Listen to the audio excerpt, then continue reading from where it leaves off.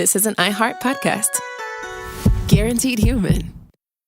Support for the show comes from Public, the investing platform for those who take it seriously. On Public, you can build a multi-asset portfolio of stocks, bonds, options, crypto, and now generated assets, which allow you to turn any idea into an investable index with AI. It all starts with your prompt. From renewable energy companies with high free cash flow to semiconductor suppliers growing revenue over 20% year over year, you can literally type any prompt and put the AI to work. It screens thousands of stocks, builds a one-of-a-kind index, and lets you backtest it against the S&P 500. Then you can invest in a few clicks. Generated assets are like ETFs with infinite possibilities, completely customizable and based on your thesis, not someone else's. Go to public.com/podcast and earn an uncapped 1% bonus when you transfer your portfolio. That's public.com/podcast. Paid for by Public Investing. Brokerage services by Open to the Public Investing Inc. Member FINRA and SIPC. Advisory services by Public Advisors LLC, SEC registered advisor. Generated assets is an interactive analysis tool. Output is for informational purposes only and is not an investment recommendation or advice. Complete disclosures available at public.com/disclosures.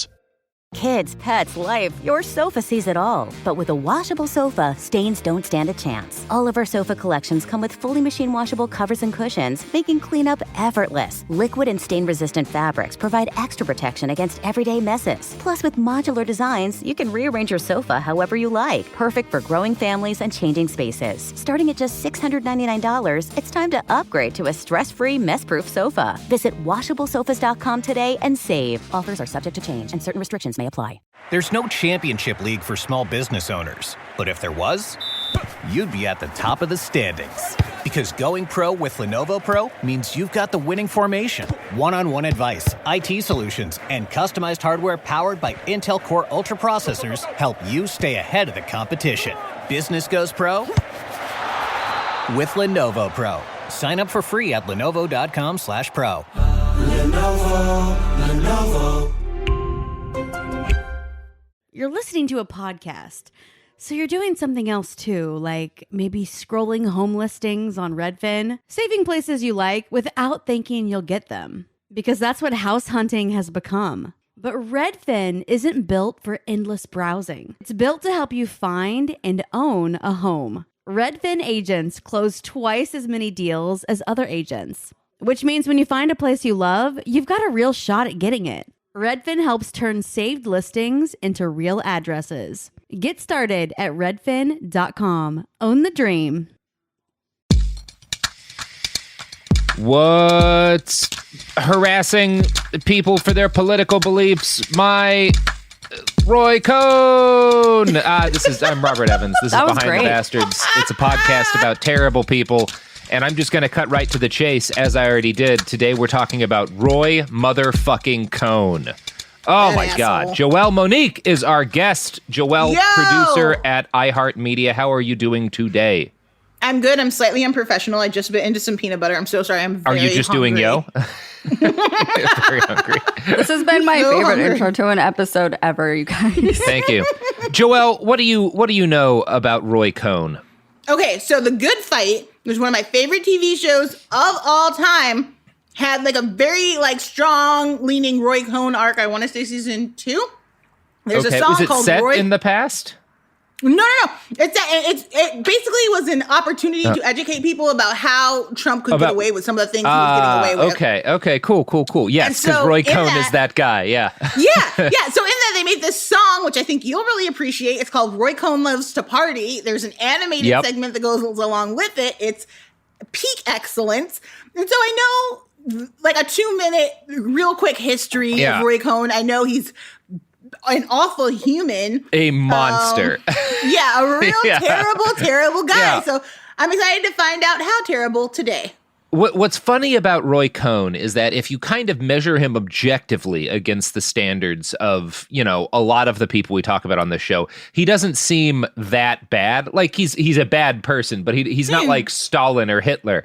But he wasn't murdering. He was such an unpleasant, well, he may have. He was such an unpleasant human being that his name has become kind of like a byword for a monster. Like he's up there just because of what a piece of shit he was to everyone around him. And it's kind of amazing. If you watch documentaries, there's a great documentary called called Where's My Roy Cohn that interviews people who knew him. And like at least two of like there are multiple people in that documentary who are friends of his who describe him as evil. Like just because. Oh my God. It's like, oh yeah, I hung out with Roy, but he was evil. Like he's absolutely was the embodiment of human evil. Wow. How could you? I wonder what was he bringing to that friendship that they were like, we'll talk about him over that. The evil part. He was kind of a great friend. Kind of friend. No, it's all clicking when you have like a super bitch of a friend, but she's good to you, and so she's she good keeps to all you the evil and a monster. Away from you. Yeah. Yes. I Like kind of get it. Yeah, it's the kind of friend where you're like, yeah, I know they are a monster, but also if I ever need them, they will burn the world down for me. It'll be my personal monster. Yeah, that's who Roy Cohn was. And it's we'll talk about his relationship with Trump later. It's what Trump learned a lot from Roy Cohn. The thing he never learned from Roy Cohn was how to be loyal, because that is something Cohn was good at. To his actual friends, he was very loyal. And they weren't to him, because it just turns out when you're friends with people who can be friends with a person who is pure, unadulterated human evil, they're not good at being loyal to you, even if you are to them. It's fun. It's a fun story. That documentary, Where's My Roy Cohn, I do recommend watching. It gets its name from something Donald Trump said when Attorney General Jeff Sessions recused himself during the Mueller probe. President Donald Trump reportedly cried out, "Where's my Roy Cohn?" in a moment of panic and fear. So we're going to talk all about that today. Roy Cohn was a lawyer. It's accurate to say that, but just saying like that's describing Roy Cohn as a lawyer is such an incomplete explanation of who he was as to be totally inaccurate. Roy Cohn was a blackmail artist, a political fixer of the highest order, maybe the best there ever was, a man famous for being infamous, and a man who weaponized sociopathy more effectively than any other political actor in U.S. history. He's a hoot of a dude. He created the shortcuts to help us get where we got today. Thank you, Roy. Yeah. He's the man who built both Roger Stone and Donald Trump. Like he's what a legacy. He's a remarkable piece of shit. Yeah, he's garbage. You love to see it. Yeah. So, Roy Marcus Cohn was born on February 20th, 1927 in the Bronx, New York City. He was the only child of a wealthy Jewish couple, Dora and Albert. His father, Albert, was a judge and a major figure in the local Democratic Party. As a result, Roy grew up with politicians of all stripes dropping by his home for dinners and cocktail parties. So he's born into the political upper crust, you know, from childhood. I'm seeing the snobby rich kid evolving. Like, oh yes, he learned. He was one of those kids who spoke like an adult way too early. You were like, how do you know these things? Yes, absolutely. Like his parents let him drink at the cocktail parties. Absolutely, and they he did. Thought he was an adult when he was really just an obnoxious trash child. Yeah, he was definitely drinking at the adult table from a young age. There was no kiddie table for him. No. And obviously, like, he came from money, and not just, like, judge money, but his family has, like, wealth on all sides of it. His great-uncle was the founder of the Lionel Corporation, which make toy trains, and were, for a while, the largest toy manufacturer on the planet. Roy's maternal uncle, Bernard Marcus, was the president of the Bank of the United States. So, again, ton of money in this family. And obviously, the fact that Bernard was the president of the Bank of the United States added to the family's gravitas and importance until October 29th of 1929, when the stock market crashed and the Great Depression got going, because the Bank of the United States was one of the main things that caused, like, its collapse caused the Great Depression. Now, Roy was too young to remember much of what happened at the time, the stress and the panic. It would have been passed on to him, though, by the adults around him, especially because his uncle's bank was blamed for sparking the stock market crash. This wasn't entirely fair, because a lot of people in a lot of banks were to blame for the Great Depression, but Bernard Marcus was the head of the bank that was most implicated, and he was also a Jew. So he got blamed. He became like the scapegoat of the financial crash. America loves a scapegoat. We can't hold everyone responsible, but we can point to you and say you did it. Yeah, so Bernard Marcus is Jewish. The Bank of the U.S. is heavily frequented by Jewish immigrants, and everybody's angry at Jewish people when the economy collapses because racism. Bernard Marcus actually becomes the only banker to go to prison for the financial crisis, for the Great Depression. They pick one and it's the Jewish guy. Lord Jesus, that's awful. Which is not to say that he didn't do anything, because he definitely did, but he certainly shouldn't have been the only banker to go to prison. He didn't row that boat alone. He didn't single-handedly tank our economy. Come on now. Yeah. So this is like a huge fact of shame for the Cohn family. And to this day, Roy Cohn's surviving relatives consider the case to have been a matter of scapegoating, because, again, he was the only banker to go to jail. And this really left an impact on Roy, because he visited his uncle in prison when he was a small child. Some of Roy's earliest memories were seeing his uncle Bernard in Sing Sing. One of his cousins later wrote, quote, "That left Cohn determined to beat the establishment." So from an early age, you got to think about it this way. He grows up thinking like, yeah, we're Jewish, but like we're part of the ruling class, the wealthy class. And it doesn't matter if you're Jewish or Christian or whatever, as long as you're in that upper crust. And then when a crisis hits, it turns out that we're not all part of the same thing, because all of the other rich people blame the Jew, right? Like that's the way it goes. Yeah. I didn't expect to have any sort of empathy in this episode at all, but as somebody who understands the realization of racism, like, oh, me? Yeah. A fragment of empathy for baby Roy Cohn before he becomes the evil we know him to be today. Yeah, this has an impact on the evil, because he realizes like, oh, money won't protect me. Even like the fact that I'm different actually does matter. We're not all the same, even though we're rich. And so I'm not a part of the establishment, so I must be at war with it. That's the idea that Roy Cohn, Roy Cohn, grows up with. All the way to its final conclusion. Lord. Yeah. It's super fun. So a family friend who was around at the time claimed, quote, "The family had been absolutely shamed when Bernard Marcus went to prison. Roy kept a scrapbook as a little boy of all the pictures of his uncle Bernie Marcus. He would show them to his babysitters. Once his mother saw him doing this and she yelled and took the scrapbook away, because he loved his uncle. He was proud of his uncle. He had like a scrapbook of his uncle, who was like a big figure in his life. And his mom wanted to like pretend he didn't exist. After this. I wish there was a child psychologist here to like break down a child purposefully uncovering what the family has tried to hide and shame, to be like, no, this guy is good. And they're just like, no, hide that. And what does that do to your psyche that says, if you make a mistake, also we will just remove you from our memory? The scrapbook thing is like, I don't have a scrapbook of one of my relatives. It's just so weird. Yeah, it's sweet. He clearly cared about his uncle. And his mom is telling him, no, he made a mistake, so we don't celebrate his existence anymore. Right. Which, you're right, Joelle. That transmits a message to a growing little boy. Yeah. And it's not a good one. Don't fuck up, okay? You can be disappeared. Is his mother actually Queen Elizabeth? That's my question. I mean, emotionally, yes. So fair enough.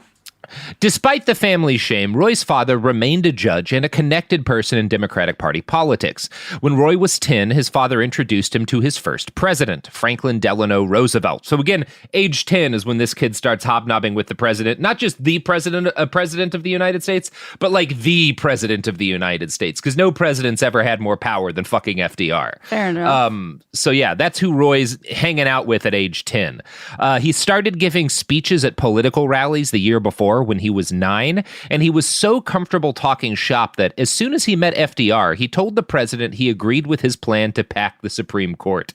So that's like this 10-year-old boy meets FDR, and the first thing he's like is like, yeah, you got to increase the number of people in the Supreme Court so that you can rule unchallenged, you know? That's where his head is. So the Cohn family, as you might have guessed, was not what we would call healthy. In fact, Roy's parents' marriage is generally described as loveless. I found well, what did you expect there was a lot of love in that relationship? I'm always shocked when I hear about loveless marriages. I'm like, how did you survive? But also I understand the era, the marriages of convenience and or this is a financial person in my bracket who won't steal from me. So this is a political marriage. Yeah. So, I found a fun article in The Wrap by David Marcus, who is the son of Roy's first cousin. And by the way, his dad, David's dad, refused to talk to Roy Cohn for decades. Now, David grew up to be a journalist, and obviously, like, as a journalist with Roy Cohn as an uncle, you're going to interview him. And he did interview Roy several times. In 2019, he wrote an article titled 5 Things You May Not Know About My Vile, Malicious Cousin, Roy Cohn, which is quite a listicle. Can we talk about the 360 of like Roy trying to show photos of his like imprisoned uncle to then his nephew sharing with the world via a paper the horribleness of his uncle? There's something very balanced about it's this, a fun uncle-nephew relationship. It's a fun family. He writes this about Roy Cohn's mother. Quote, "My relatives couldn't stand Roy's overbearing mother, Dora Marcus Cohn. She was the original helicopter parent, long before anybody knew that term, fussing over her only son's grades, appearance, and relationships. When Roy went to sleepaway camp, Dora rented a room down the road. He lived with his mother until she died when he was 40. So, some Norman Bates vibes coming off this boy. Oh, no. Yeah. Oh, man. Listen, kids, we're not talking about you. We understand financial straits and everything. But if you could afford to not live with your mother. If you are a wealthy lawyer. Especially in an era where that people used to clown on people so hard for still living with their parents, you know? That's what we call an unhealthy relationship. Yeah, he's not like living with his mom one, perhaps, because like he's got to take care of her, or because like he's living with his mom because he can't imagine what to do without her until he's 40. Yikes. Yeah, you get the feeling there was absolutely some weird shit going on there. So by the 1940s, the family fortunes had recovered, and the Cohns were again at the center of a deeply influential network of New York socialites and politicos. As soon as Roy was a teenager, his parents pushed him to attend their parties. According to one of those guests, Roy took naturally to politics, socializing and schmoozing like an old veteran. One attendee later recalled, "It was extraordinary to see 10 grown-up couples and then sit next to a 15-year-old. Roy was always on the scene. He fit right in." One of his friends later told an interviewer, when he was 16, he was 40. Yeah, those kids are not okay. This is the same kind of excuse we hear about, like, when we see very, very young girls with older men. They're like, oh, well, they seem so mature. That person needs help. Yeah, help them. Get but them she's out of 17. Yeah. Right. It's not okay. Your genius does not make you mature, nor does it give you the years of experience that you need to navigate situations with actual adults. Well, and it's a bit different in Roy's case because, like, he's not in a relationship with these people, but they're the ones he's socializing with, and they lead him to. I don't think Roy ever had a childhood, and I'm not sure he ever. Yeah, exactly. Yeah, that's the sad. Like, it was stolen from him because he never had the opportunity to be treated like a child. Yeah, you know, and then you don't know the joys of childhood, which makes you a very weird, bitter old adult. Yeah, which he absolutely is, a weird, bitter old adult. So as a rich kid, Roy's peers were from similarly august backgrounds. His buddy Generoso Pope Jr. grew up to be the owner of the National Enquirer. You wonder why that magazine is so close to Donald Trump. His friend Cy Newhouse Jr. became the publisher of the National Enquirer. What? That was really quick to go over. Yeah. Just like let that sink in. Yeah, Roy's best buddy grew up to own the National Enquirer. His other best friend became the publisher, and then Roy became Donald Trump's good friend, and Donald Trump has had a lifelong positive relationship with the National Enquirer. Yes, I just wanted you to say it one more time. Yeah. What? Just so much in one little sentence. Roy Cohn's friend Richard Berlin became the chairman of Condé Nast, and his friend Bill Fugazi grew up to be the owner of a massive travel and limousine company. So these are Roy Cohn's childhood buddies. Like the only kids he spends his time around grow up to be those people. And they're inheriting a lot of what they get, right? Like they're not founding that shit, you know? And if they are, they're inheriting a bunch of money to found that shit. So from an early age, Cohn showed a strong inclination towards what would become his life's work. He ran what his biographer calls the Roy Cohn Barter and Swap Exchange while he was in junior high school. This was an influence and information peddling racket. Roy wrote a gossip column for his local newspaper, and he would trade stories and manipulate the stories he published in exchange for favors from popular kids. What? What? Yeah. How? Okay, I just So many things have just happened in my head. First of all, there's a lot going on there. I had no idea Roy Cohn was actually Dan Humphrey from Gossip Girl, which actually makes so much sense. And then the idea of like a 12 or 13-year-old, like, again, having the foresight and knowledge to understand how an operation like that could work seems just like the most batshit thing I've ever heard. Like, I'll lie for you. Yeah. Spread that lie. And, you kick me back some favors. Do we know what kind of favors he was getting in exchange? They were like, he got jobs and stuff as a kid over this stuff. And you have to assume he got like invites to parties and whatnot. Like it was, it was not the kind of favors he would be getting later, but he's because later his favors would be stuff like getting people in or out of prison. Right. But he's starting to learn how if you have control of a media organ, you can get things from people by either planting stories about them or refusing to plant stories about them. He's trading gossip for favors. And he's learning how to do that again as a teenager. And he's learning to do that within the context of a high school, but he's also spending all of his time talking to adult politicians. And he's putting this stuff together. Like, he knows what he's going to be. Roy Cohn knew what he wanted to be from a very young age. And it was always a shady political fixer. You look at what Rudy Giuliani is doing these days, and he's bad at it. Rudy Giuliani is terrible. Terrible. You can't even file a lawsuit correctly, sir. Please walk out the door. Roy Cohn is the good version of that. And not good in a moral sense, but good in Roy was good at this. He knew how to do it. He knew how to do it. And you can see the reason Donald Trump keeps having Giuliani do all this shit is because he desperately wants to have a Roy Cohn. But he doesn't. Because there was only one. Trump, but I really feel like there's got to be somebody more capable than Giuliani. Not who's also capable of the same kind of loyalty. That's the thing. Giuliani's loyal to the president, at least so far, but incompetent. Roy was loyal and competent, and that's what Trump wants. But sadly, we'll talk about why Roy Cohn ain't around no more.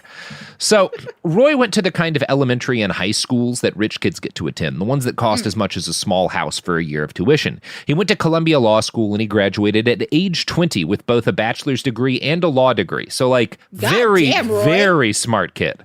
So age 20, he's out of college. He's an admitted to the bar lawyer, and he is ready to make his mark on the world.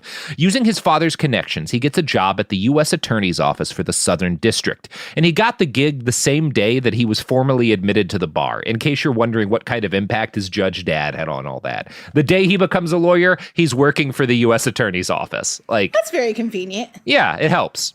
Now, for reasons that are not exactly clear to me, Roy became fascinated with what was seen as the looming threat of Soviet influence on the United States.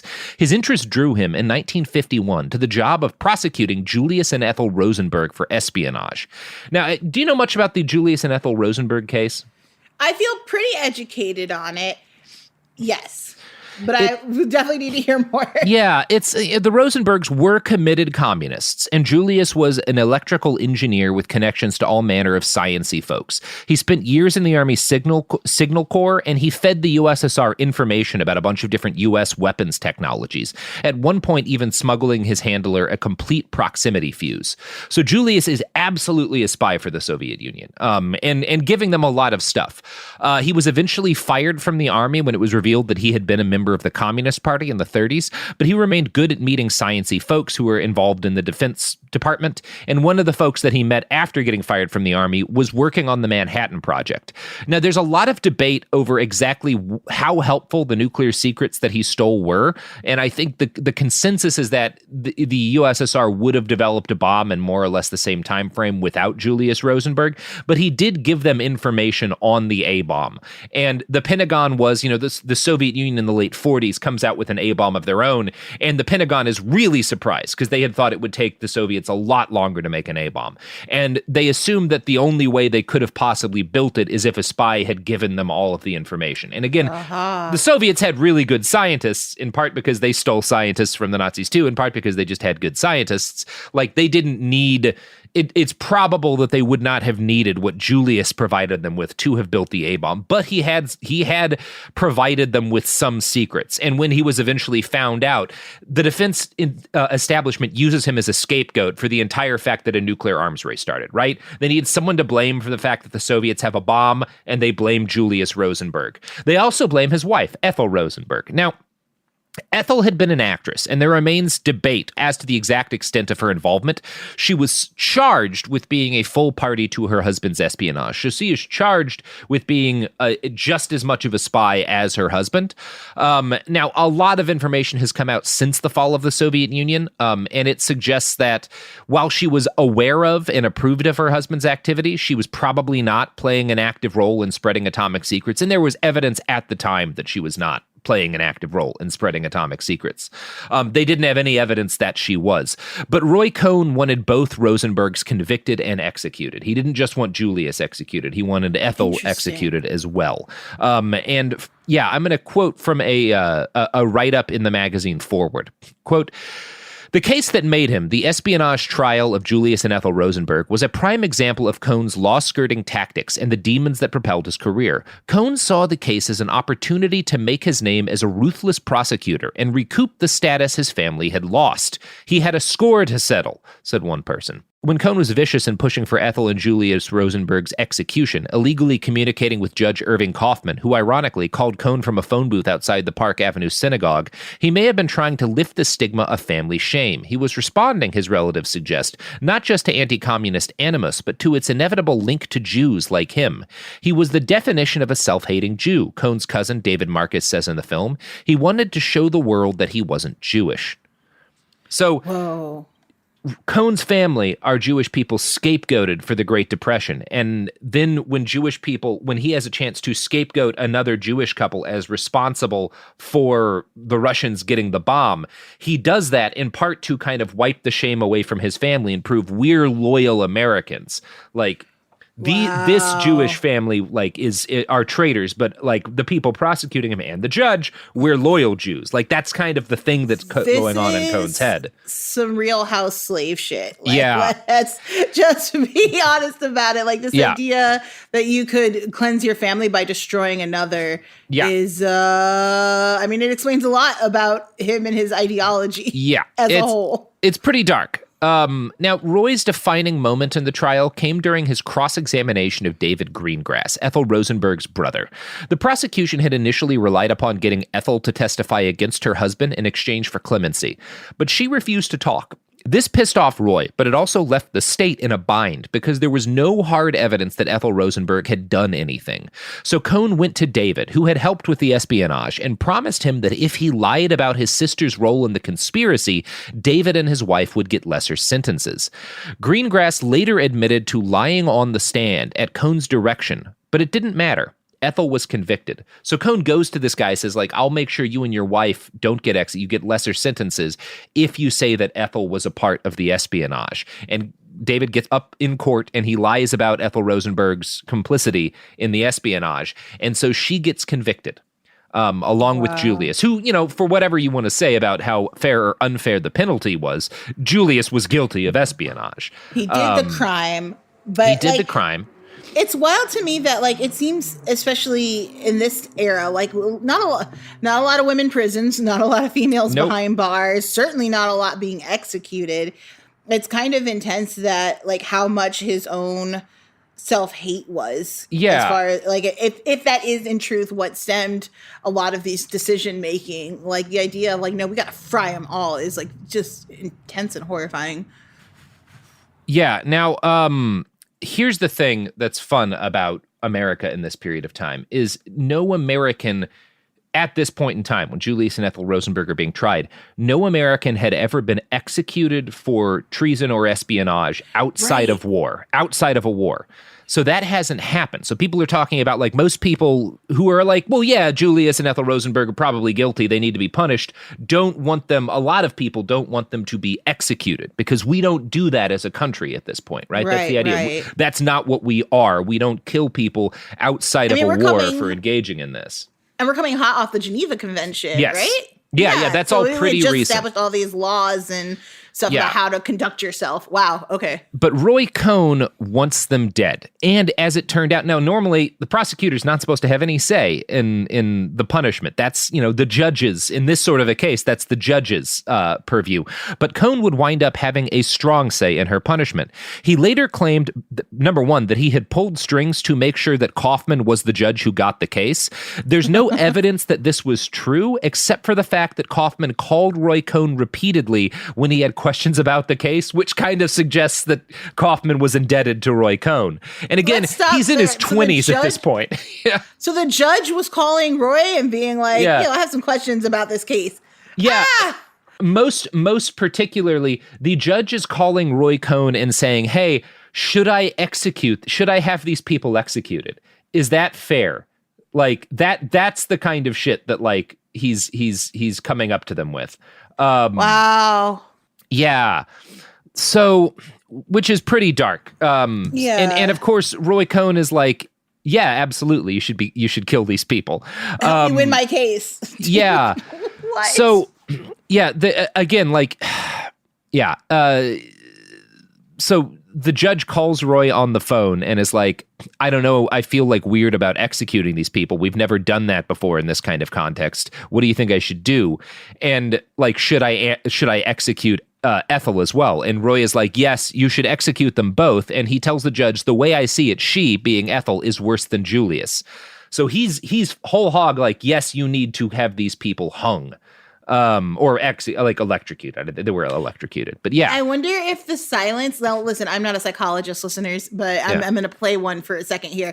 I wonder if like part of the reason he was like she's worse is because she was willing to not say anything, and this idea of like possibly this couple representing his parents, and the idea of their like hiding and then being part of the downfall of America during the Great Depression. I wonder if there are links in his brain to those things. Yeah. You get the feeling. Yeah, probably. Yeah. What a fucked up guy. Robert. Yeah, do you know what time it is?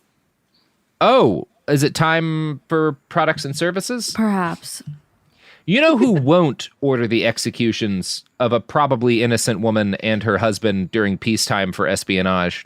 I really hope it's our sponsors and the product and services. Yeah, that's the only standard we have for our products is the Julius and Ethel Rosenberg case. We ask all of them about it, and all of them say, that happened decades before you were born. Why are you asking us about this? None of these companies existed at that point in time. And we demand a response. And that's why we have so very few advertisers. They think it's weird. A lot of people think it's weird. Here's ads. Support for the show comes from Public, the investing platform for those who take it seriously. On Public, you can build a multi-asset portfolio of stocks, bonds, options, crypto, and now generated assets, which allow you to turn any idea into an investable index with AI. It all starts with your prompt. From renewable energy companies with high free cash flow to semiconductor suppliers growing revenue over 20% year over year, you can literally type any prompt and put the AI to work. It screens thousands of stocks, builds a one-of-a-kind index, and lets you backtest it against the S&P 500. Then you can invest in a few clicks. Generated assets are like ETFs with infinite possibilities, completely customizable and based on your thesis, not someone else's. Go to public.com/podcast and earn an uncapped 1% bonus when you transfer your portfolio. That's public.com/podcast. Paid for by Public Investing. Brokerage services by Open to the Public Investing Inc. Member FINRA and SIPC. Advisory services by Public Advisors LLC, SEC registered advisor. Generated assets is an interactive analysis tool. Output is for informational purposes only and is not an investment recommendation or advice. Complete disclosures available at public.com/disclosures. Life gets messy. Spills, stains, pet accidents, and kid chaos. But with Anabe, cleaning up is easy. Our sofas are fully machine washable, inside and out, so you never have to stress about messes again. Made with liquid and stain-resistant fabrics, that means fewer stains and more peace of mind. Designed for real life, our sofas feature changeable fabric covers, allowing you to refresh your style anytime. Need flexibility? Our modular design lets you rearrange your sofa effortlessly. Perfect for cozy apartments or spacious homes. Plus, they're earth-friendly and built to last. That's why over 200,000 happy customers have made the switch. Upgrade your space today. Sofas start at just $699. Visit washablesofas.com now and bring home a sofa made for life. That's washablesofas.com. Offers are subject to change and certain restrictions may apply. There's no championship league for small business owners, but if there was, you'd be at the top of the standings. Because going pro with Lenovo Pro means you've got the winning formation, one-on-one advice, IT solutions, and customized hardware powered by Intel Core Ultra processors help you stay ahead of the competition. Business goes pro with Lenovo Pro. Sign up for free at lenovo.com/pro. Lenovo. Flag football is exploding, and iFlag is leading the way. As the Guinness World Record holder, iFlag hosts premier flag football tournaments nationwide for boys, girls, high school girls, and adults. From first-time players to elite competitors, iFlag delivers top-level competition, unforgettable experiences, and a community built around the game. Ready to be part of it? Join the movement. Find your tournament and learn more at iflag.org. That's iflag.org. We're back. So Judge Kaufman, having consulted with Roy Cohn, sentences both Rosenbergs to die, telling them in court, "I consider your crime worse than murder. I believe your conduct in putting into the hands of the Russians the A-bomb years before our best scientists predicted Russia would perfect the bomb has already caused, in my opinion, the communist aggression in Korea, with the resultant casualties exceeding 50,000, and who knows but millions more of innocent people may pay the price for your treason. Indeed, by your betrayal, you undoubtedly have altered the course of history to the disadvantage of our country.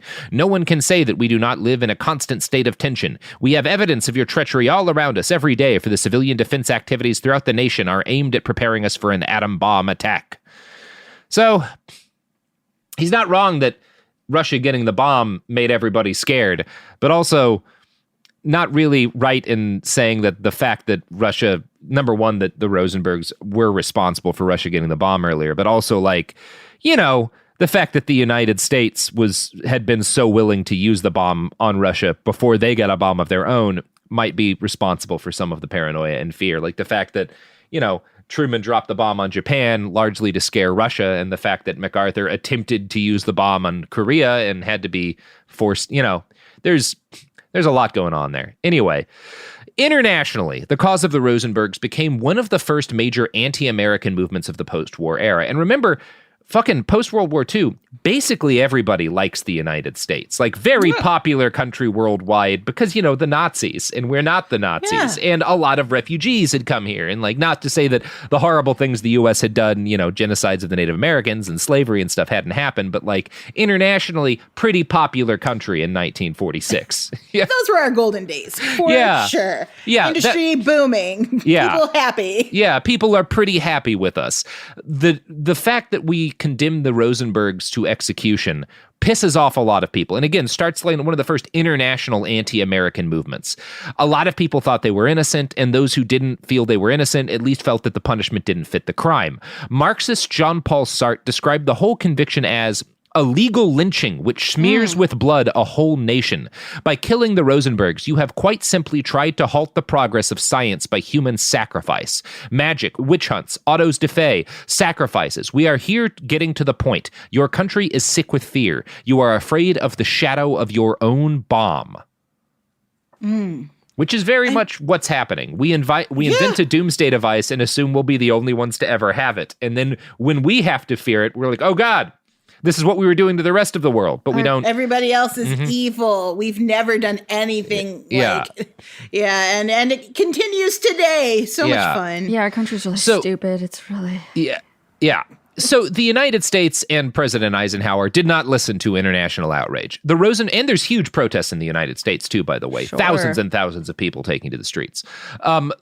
Nobody in the government listened. The Rosenbergs were executed on June 19th, 1953. Julius's execution went smoothly enough, but the first several shocks failed to kill Ethel. The executioner was forced to repeat the process so many times he nearly lit her on fire. Smoke was pouring out from her head.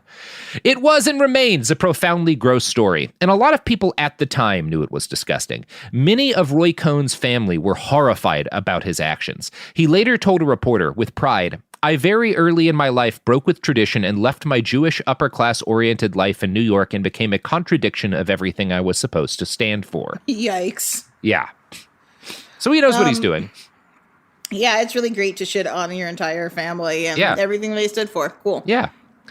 So there were, of course, people who deeply appreciated Cohn's tactics and motivations. One of them was J. Edgar Hoover, the director of the FBI. The two struck up a fast friendship and would actually exchange Christmas gifts for more than 20 years, if you're looking at the kind of guy who Roy genuinely appreciates, and vice versa.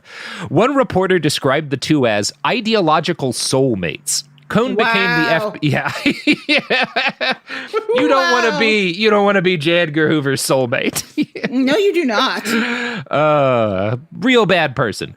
So Cohn became the FBI's unofficial liaison to the press. And I'm going to quote here from the LA Times.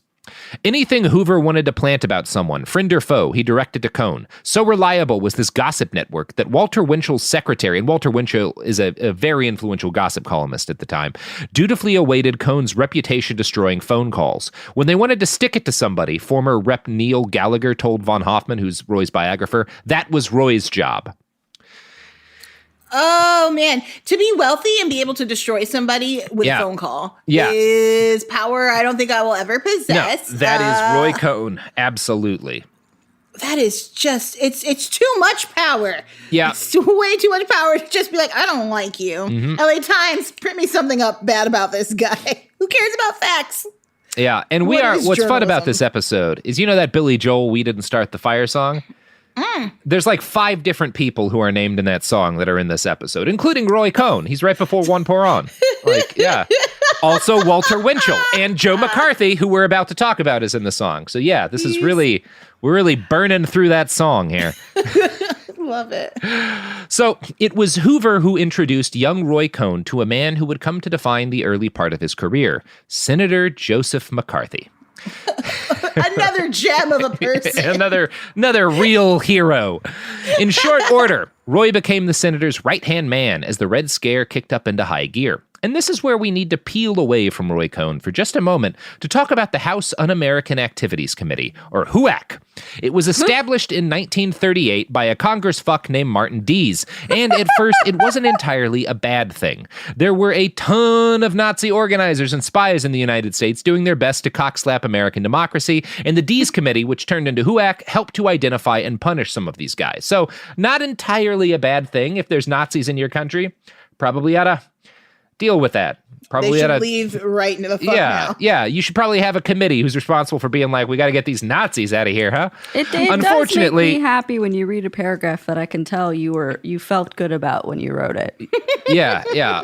Now, as is always the case with the U.S. government, the committee's attention soon turned away from the dangerous right-wing activists to left-wing activists. HUAC was at the forefront of an unhinged and fundamentally irrational investigation into Hollywood communists. So they go from like actual Nazis trying to destroy the country, trying to destroy democracy, to, and there's some commies in Hollywood who think people ought to have health care and shit. Yeah, it's very funny.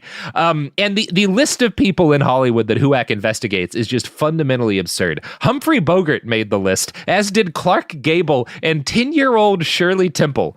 That bitch. 10-year-old Shirley Temple. She's dancing with the blacks, okay? Yeah. It's fundamentally But she's a commie bitch, didn't you know? Yeah, because she's dancing with black people. Yeah, can't have that shit. She's hiding all her secrets in each one of her individual curls. I'm trying to imagine like J. Edgar Hoover listening to Shirley Temple's phone calls at 10. Yeah. Who's she talking to? Her grandmother?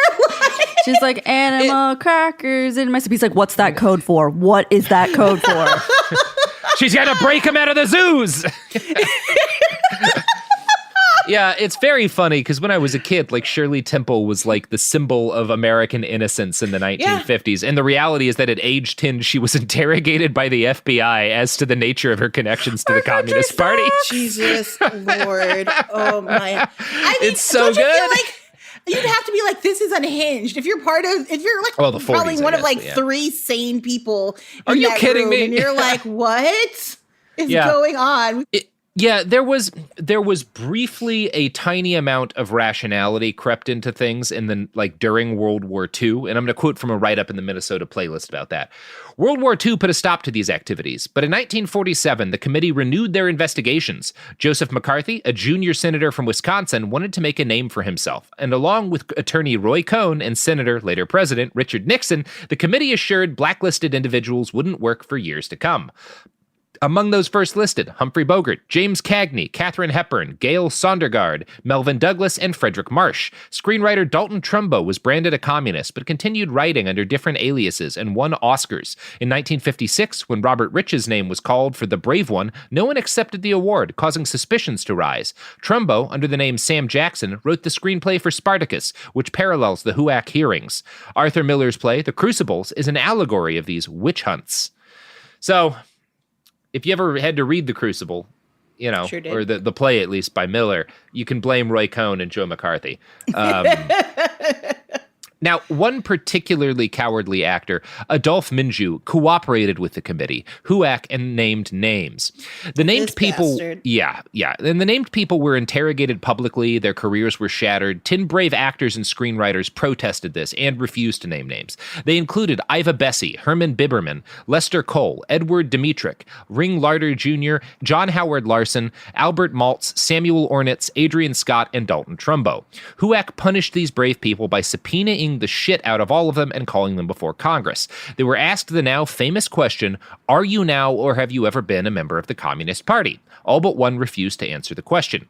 The House of Representatives held them in contempt. The Screen Actors Guild was forced to make its members swear oaths of loyalty to the United States. And members of the Hollywood... What a crazy thing to do! Yeah. A union for workers have to, that... Because unions are commie things. You gotta show that you're loyal to the United States if you're gonna be a union. It was great. Members of the Hollywood 10 weren't allowed to resume their careers until they had sworn the oath and been cleared of any involvement in the Communist Party. Many of the Hollywood 10 served 1-year prison sentences. It's not cool. It's a bad time that all this happens. And this is also, by the way, why Charlie Chaplin stops becoming a major figure in Hollywood, because he kind of leaves the country and can't be in movies for a while because he's seen as being a dirty commie. It robbed us of a lot of really important talent, and again, very unfairly targeted a lot of the Jewish population. Ooh, because that's what Hollywood is, where the Jews hang out. Yeah. Yeah, now, Joe McCarthy was not a member of HUAC, although Richard Nixon was, and he was a part of all of this. But the committee's tactics served as the blueprint for what would come to be known as to history as McCarthyism. By 1954, Senator McCarthy had launched his own crusade to ferret communist agents and homosexuals out of the U.S. government. Roy Cohn was his chief counsel. Now, does it seem weird to you that Cohn and McCarthy would use the power of the Senate to hunt down both gays and communists? Welcome to the Lavender Scare. Have you heard of the Lavender Scare? Oh, I know all about the Lavender Scare. Oh, yeah. This is some good shit. And by good shit, I mean terrible shit. It's bad. It started in 1950 when Senator McCarthy had held up a list during a speech in West Virginia and claimed that the names of 205 card-carrying communists who worked in the State Department were on it.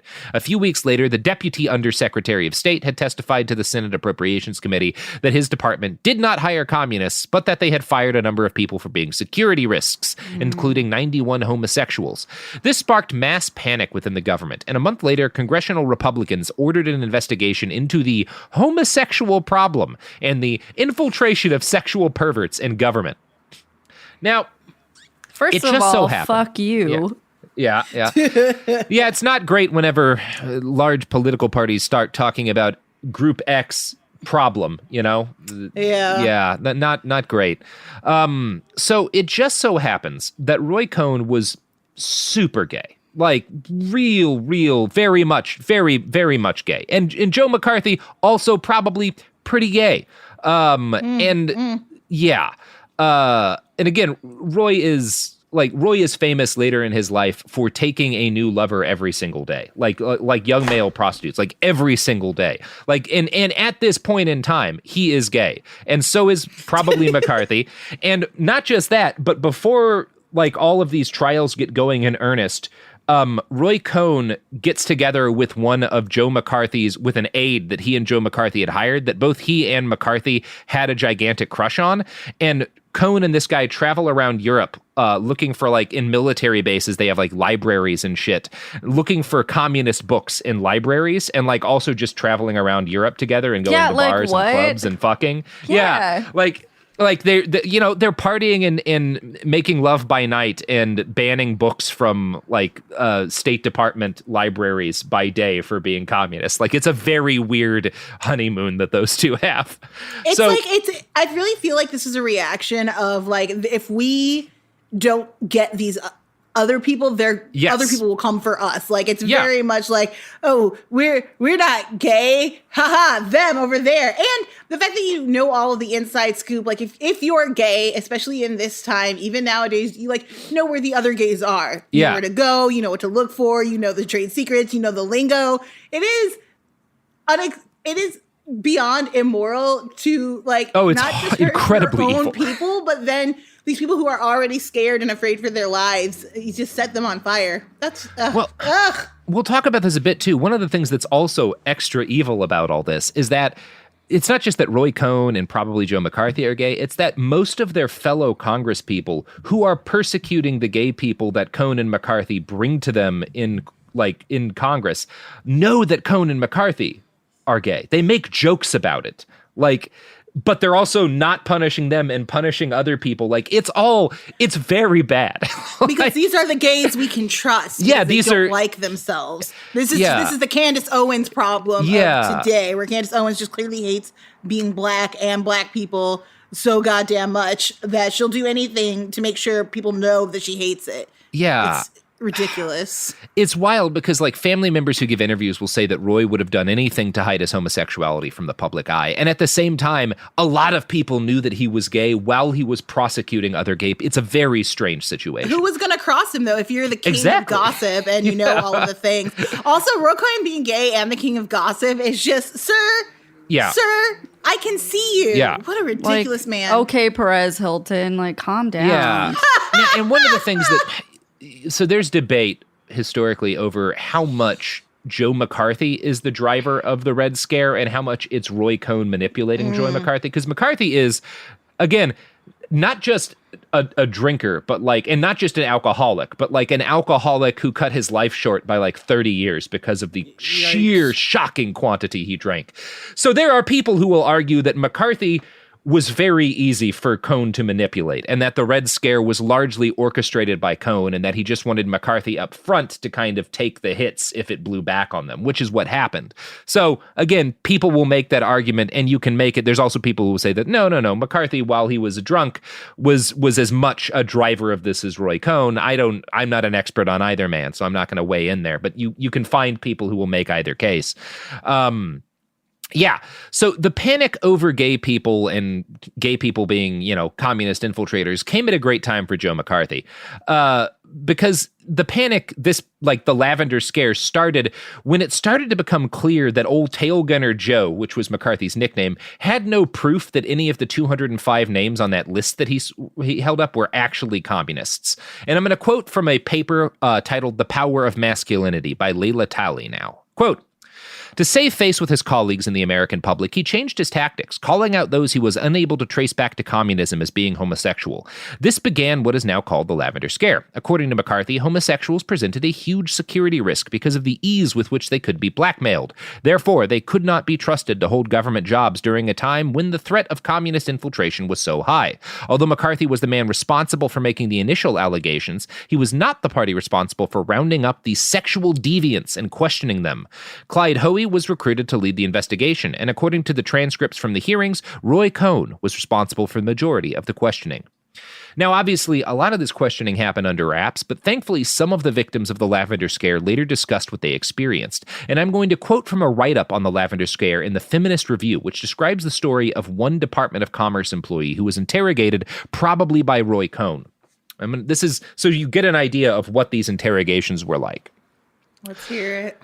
Like all civil service employees working during the Eisenhower administration, Madeline Tress, a 24-year-old business economist at the Department of Commerce in Washington, D.C., was required to pass a security investigation as a condition for employment. At her position for only a few months on that April day in 1958, Madeline was led into a room by two male interrogators who began the interview by asking her a few mundane questions regarding her name, where she lived, and her date of birth. Miss Tress, one of the interrogators, then retorted, "The commission has information that you are an admitted homosexual.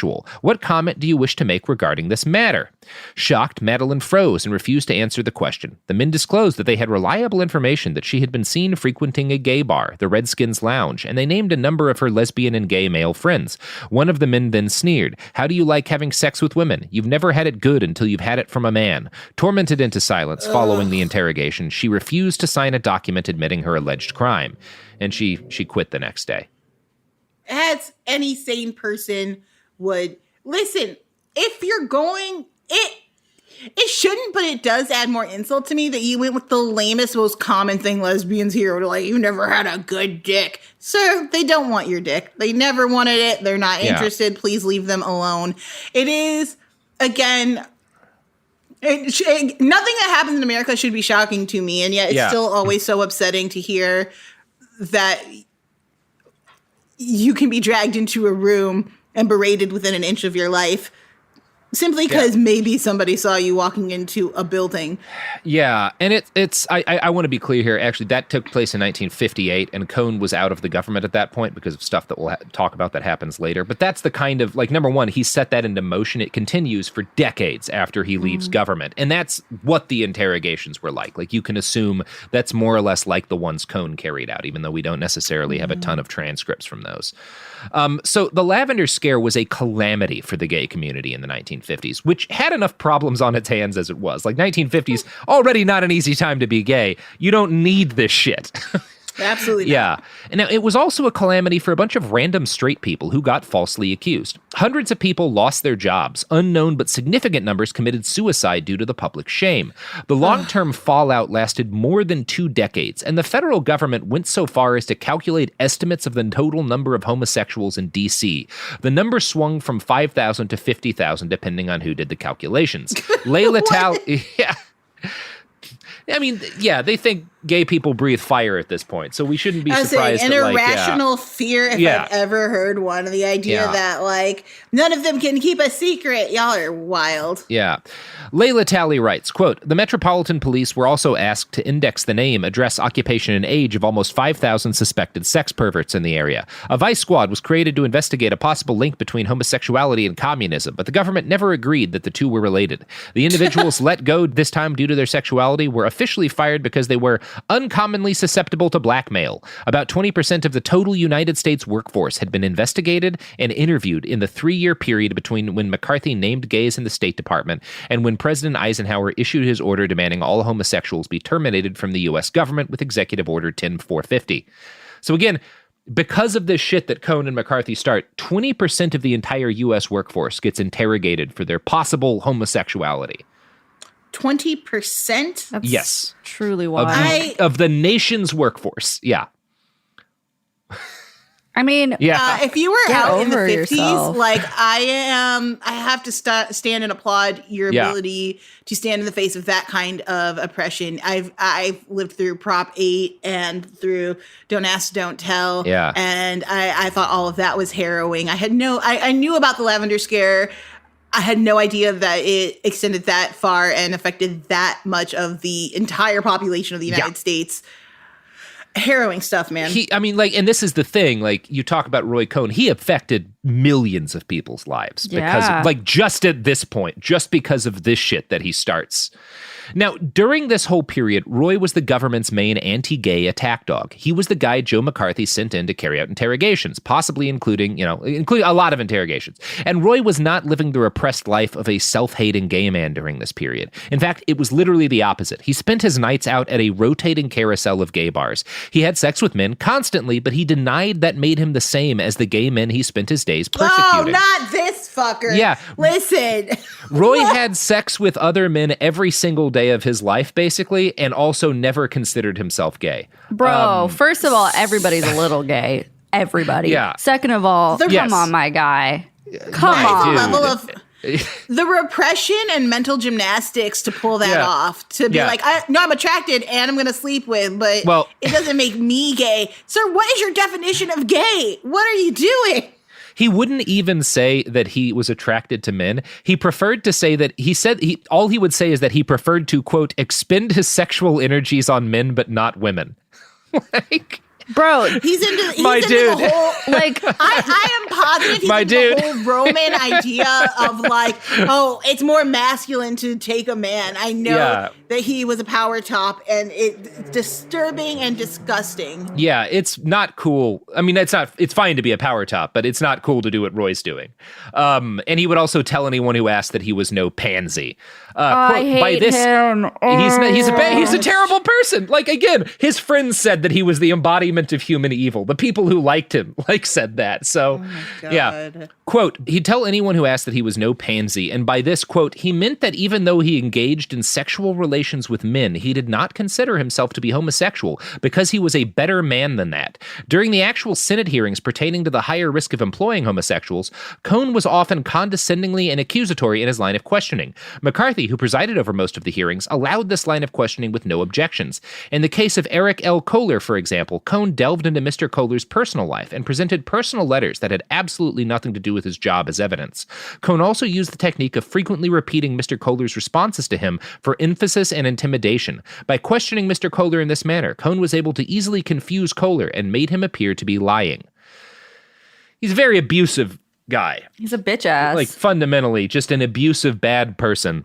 I would like a collection of essays from as many people as he slept with as possible, so that I can understand the experience of being with somebody who hates themselves. Yeah, like, you could. The idea.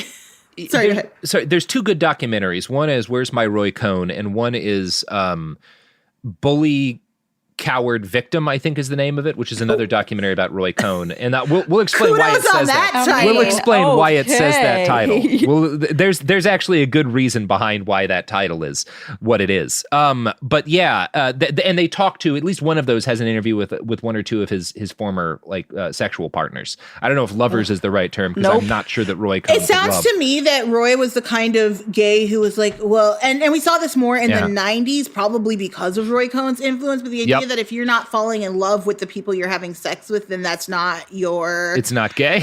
your sexual, I forget how we title these things, but then that makes you not gay, which is, again, bananas. It's bananas. If you're attracted strictly to males and you do not want to have sex with females, that is just categorically you're gay. Yes. It's okay, and it's great. It's fine. That's perfectly fine. But if you are a man who exclusively has sex with other men every day of your life, you're gay. And it's fine, Roy. It would have been fine if you hadn't been such a piece of shit to everybody. You know, the gay community, really, we love other gays, man. You could have been in here getting in on this love fest. Well, not after the lavender scare. No, before that, you could have made a choice to be proud of who you were and been accepted and loved. And instead, you made some choices. He made some choices. Now, obviously, the damage that Cohn helped to do during the lavender scare was incalculable. But you know what damage isn't incalculable? Uh-oh. Joelle. What kind? The damage done by our products and services to your wallet. Hey! A segue. Support for the show comes from Public, the investing platform for those who take it seriously. On Public, you can build a multi-asset portfolio of stocks, bonds, options, crypto, and now generated assets, which allow you to turn any idea into an investable index with AI. It all starts with your prompt. From renewable energy companies with high free cash flow to semiconductor suppliers growing revenue over 20% year over year, you can literally type any prompt and put the AI to work. It screens thousands of stocks, builds a one-of-a-kind index, and lets you backtest it against the S&P 500. Then you can invest in a few clicks. Generated assets are like ETFs with infinite possibilities, completely customizable and based on your thesis, not someone else's. Go to public.com/podcast and earn an uncapped 1% bonus when you transfer your portfolio. That's public.com/podcast. Paid for by Public Investing. Brokerage services by Open to the Public Investing Inc. Member FINRA and SIPC. Advisory services by Public Advisors LLC, SEC registered advisor. Generated assets is an interactive analysis tool. Output is for informational purposes only and is not an investment recommendation or advice. Complete disclosures available at public.com/disclosures. Sink into affordable luxury. Anabe is the only machine-washable sofa, inside and out. With stain-resistant slip covers and a cloud-like frame duvet, everything goes right in the wash. Plus, the modular design lets you change the look of your space anytime. Visit WashableSofas.com to upgrade your home. Shop up to 60% off site-wide, with sofas starting at just $699 and a 30-day money-back guarantee. Shop now at WashableSofas.com. Offers are subject to change, and certain restrictions may apply. There's no championship league for small business owners, but if there was, you'd be at the top of the standings. Because going pro with Lenovo Pro means you've got the winning formation, one-on-one advice, IT solutions, and customized hardware powered by Intel Core Ultra processors help you stay ahead of the competition. Business goes pro with Lenovo Pro. Sign up for free at lenovo.com/pro. Lenovo. Flag football is exploding, and iFlag is leading the way. As the Guinness World Record holder, iFlag hosts premier flag football tournaments nationwide for boys, girls, high school girls, and adults. From first-time players to elite competitors, iFlag delivers top-level competition, unforgettable experiences, and a community built around the game.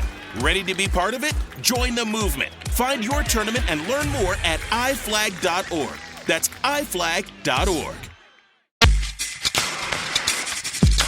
We're back. So, we're talking about Roy Cohn and the horrible, horrible impact of his crimes on the world. All over the nation, Americans, particularly Americans working in the government, started spying on each other as a result of the Red Scare that Cohn and McCarthy kicked up. They were spying not just to see who might be a Red, but to see who might be gay. And in fact, some people will make the case that the entire national security establishment that we have now, the espionage state that is, spying one way or the other in all of our communications, was started by Cohn and McCarthy. That they are the reasons for everything that Snowden uncovered about the NSA. That ball got rolling because of McCarthy and Cohn. I don't know if that's a comprehensive case that you can make, but some people will argue it. Now, yeah, and again, it was, it starts this avalanche of paranoia within American culture. And in one particularly absurd case, a woman accused her boss of being a lesbian on the basis that she had peculiar lips, not large, but oddly shaped. Quote, a funny feeling, the fact that this woman was single and the fact that she had spent a lot of time in China. That's the sort of people are one person is this woman is accused of being a lesbian and a communist because she has very little in the way of hips. That's the kind of shit that starts coming out at this point. Yikes. Yeah, the whole of America goes kind of fucking bonkers. So during this whole period of the Lavender Scare, Cohn was also helping his boss carry out the Red Scare because, again, everyone with power just sort of decided that gay and communist were synonyms. It was usually Cohn's job during, interrogations in the committee to ask the question, are you now or have you ever been a member of the Communist Party? After the 1952 elections, the Republicans won control of both houses of Congress for the first time in a generation. McCarthy became the chairman of the Senate Committee on Government Operations and its subcommittee on investigations. This allowed him to expand his search outside the State Department, to other government agencies, and to the broadcasting and defense industries. He started prowling around university faculties and the United Nations. Wherever McCarthy and Cohn went, their investigations shattered careers and lives. What they didn't find were communist sleeper agents. The whole affair came to a disastrous conclusion in 1954, largely as a result of Roy Cohn's horniness. G. David Schein had been one of McCarthy's aides and Roy Cohn's big-time crush, and in fact, probably both men had a big crush on David Schein, but he was definitely Cohn's boyfriend. This is the guy he was traveling around Europe with, David Schein. Yeah. Now, unfortunately, Schein was drafted in 1953. Either out of genuine affection or out of a desire to make sure that a hot guy didn't get mangled in a war, Roy immediately tried to intercede on Schein's behalf to the Army. He first tried to convince them to commission his friend as an officer. The Army said no, because he didn't have any skills that would, justify commissioning him. So Cohn demanded that Schein get extra leave so he could go home and fuck Roy more often. Shockingly, the Army did not agree to do this either. Now, Joe McCarthy was just as enraged as Cohn because, again, Joe was also kind of had the hots for this guy. And rather than accept that their friend had to do his time in the service, Cohn and McCarthy accused the Army of drafting Schein in retaliation for their attempts to uncover communists hiding in the military. The investigation they carried out on the U.S. Army lasted 2 months. And one of the really bizarre things about it is that you get the feeling, again, everyone involved knew that Cohn and McCarthy were gay and doing this to get a lover out of the service. Congressmen joke about Roy Cohn being a fairy you can find video of this.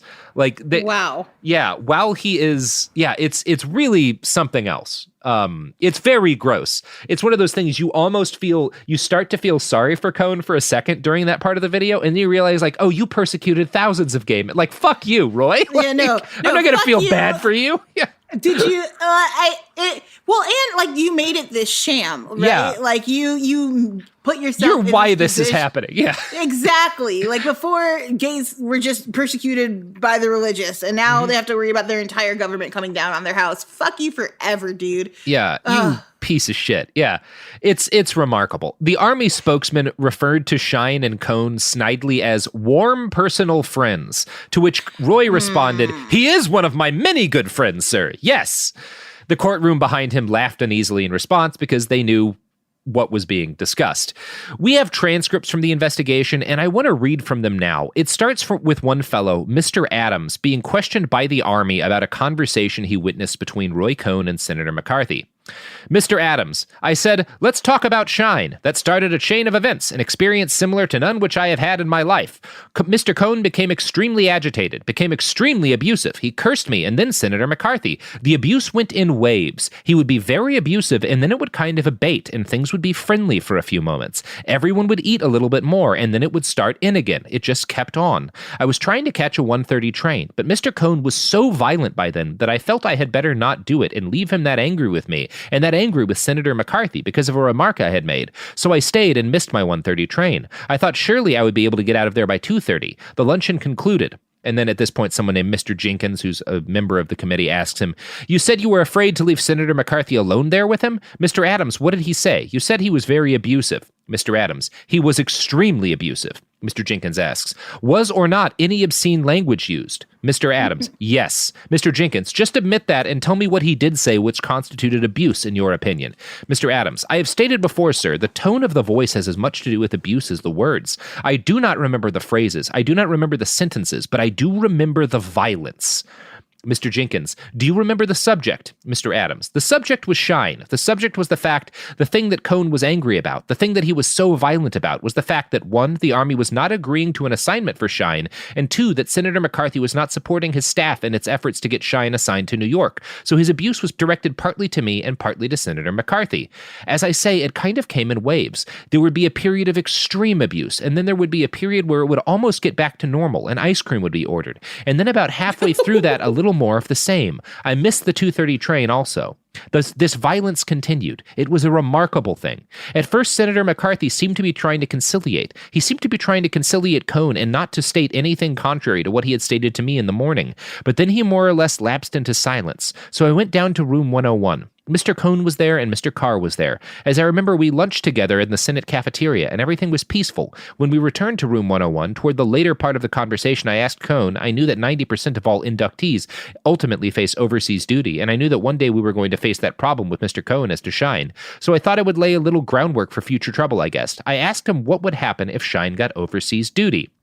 Mr. Jenkins, you mean you were breaking the news gently, Mr. Adams? Mr. Adams, yes, sir, that is right. I asked him what would happen if Schein got overseas duty. He responded with vigor and force. Stevens is through as Secretary of the Army. I said, oh, Roy, something to this effect. Oh, Roy, don't say that. Come on, really. What is going to happen if Schein receives overseas duty? Cohn responded with even more force. We will wreck the Army. Okay. So there's a lot there. America said skirt. What? Yeah. You can't turn the same finger you used on communists and throw it at the army, Roy. No. You've lost sight of the goal here. You've lost sight of the goal and also have gone after the one thing that Americans actually consider sacred, which is our army. Right. And that's not going to end well for you, Roy. You can go after a bunch of powerless gay people and accuse communists, but if you attack the army, things are going to end badly. But what I think is really fascinating there is, because there's, again, this debate over, was Joe McCarthy the driving force behind the Red Scare, or was it Cohn driving him? And that transcript makes me think that the people saying it was Roy have a point, because that is textbook abusive behavior. That is absolutely the textbook of, like, he's screaming at you, and then he's nice, and he's normal, and things get back to normal. And then he starts screaming, and ice cream. Yeah, and you get ice cream. And, like, he's doing that thing that abusive people do, like abusive partners do. And I don't think he and McCarthy had any sort of romantic connection, but I do think that emotionally they kind of had that sort of thing going on. And Roy is basically vacillating between, when you make me angry in the slightest, I will become so horribly abusive to you that this guy, Mr. Adams, who's like an army dude, is horrified by how cruel I am to you. And then everything will be nice and normal and we'll be friends again. And then if you say anything that said, like... Yeah, and you see the chaos and confusion that caused for this poor guy who's like, I couldn't even tell you what was being said. I just know I was afraid. I was struck by the violence. Yeah. Yeah. Woof. I can't feel bad for McCarthy because you allowed yourself to be No. Fuck Joe McCarthy. What a way to hand your... And what a person to hand your career over to. One of the things that is striking about this, I have to assume this guy, Mr. Adams, is like a pretty normal man for his time and position. Right. But that's a very nuanced and complicated understanding of an abusive personality that he just laid out to Congress. Like, that's... Yeah. and to be able to, I feel like a lot of men would have been like, oh, well, he was just yelling. And he was just yelling. How guys get sometimes. No. But for him to be like, nope, it was dangerous. And I put myself in the line of danger to try to protect this other person. I couldn't leave McCarthy alone with him. Yeah. Oh, man, that's a really big thing to do, I think. I think the thing that Adams recognizes that I'm most impressed with is the understanding that, no, it doesn't matter what he said. It's the way he said it. It's the violence with which he said it that was the disturbing thing. That's a really kind of an impressive recognition for a 50s dude, you know? Absolutely. Yeah. Anyway, that's episode 1 of Roy Cohn. Wow. Fun guy. Oh, bitch God, ass. horrible. Yeah, we're going to talk about the conclusion of the Red Scare and also the conclusion of Roy's life, which unfortunately happens many decades later after a lot more fucking around. We'll be talking about trains. We'll be talking about Reagan. It's going to be great. It's going to be terrible. We're going to be talking about trains, like choo-choo. Lots of trains. Lots of trains. The toy trains, they're coming back. He comes from train money. Toy train money. Yeah. Joelle, do you have anything you want to plug? Not really. I'm Joelle Monique. You can find me all over the internet at Joelle Monique. That's JoelleMonique. If you're not following her, what the fuck? Get into my Beyonce love. Beyonce. All right. Well, that's the end of the episode. Joelle, thank you for talking with me about Roy Cohn. Fun guy who's super fun. Robert, thank you for breaking it down. Please, I really feel like you're going to appreciate the animated musical cartoon they did over at The Real Fight. Yeah. Yes. And also, listeners, go watch it. It's on YouTube. It's like 3 minutes, but it's basically all of the goodness Robert gave you condensed into 3 minutes, and it makes Roy Cohn look stupid and hilarious, and that's always fun. Yeah. Robert, do you have anything you want to plug? No, I've never done anything in my entire life. Other than this exact episode of this podcast. It's my only completed work. Oh, Uprising. Yeah, I also did one other thing. It's a podcast about the protests, the BLM movement, and the fighting with right-wing fascist paramilitaries in Portland over the summer and autumn of 2020. It's called Uprising, A Guide from Portland. Check it out. It'll be out by the time this episode drops. Yeah. Absolutely vital listening. Check it out. I can't wait. All right. That's episode 1. Yep. Whoop, whoop. Kids, pets, life, your sofa sees it all. But with a washable sofa, stains don't stand a chance. All of our sofa collections come with fully machine washable covers and cushions, making cleanup effortless. Liquid and stain-resistant fabrics provide extra protection against everyday messes. Plus, with modular designs, you can rearrange your sofa however you like. Perfect for growing families and changing spaces. Starting at just $699, it's time to upgrade to a stress-free, mess-proof sofa. Visit washablesofas.com today and save. Offers are subject to change, and certain restrictions may apply. Pro drivers live for race day, but for small business owners, every day is race day. That's why going pro with Lenovo Pro matters. One-on-one advice, IT solutions, and customized hardware powered by Intel Core Ultra processors keep your business on the right track. Business goes pro with Lenovo Pro. Sign up for free at lenovo.com/pro. Lenovo. Flag football is exploding, and iFlag is leading the way. As the Guinness World Record holder, iFlag hosts premier flag football tournaments nationwide for boys, girls, high school girls, and adults. From first-time players to elite competitors, iFlag delivers top-level competition, unforgettable experiences, and a community built around the game. Ready to be part of it? Join the movement. Find your tournament and learn more at iflag.org. That's iflag.org. This is Bethany Frankel from Just Be with Bethany Frankel. Most dog food is marketing, not nutrition. That is why Biggie and Smalls eat just food for dogs, real 100% human-grade food with ingredients I actually recognize. And yes, I do see the difference. Better digestion, healthier skin, more energy, dogs that feel better, my babies. If you've been on the fence about switching, stop overthinking it. What's more important than your furry babies and their health? Go to justfoodfordogs.com right now and get 50% off your first box. No code needed. Just try it. This is an iHeart podcast. Guaranteed human.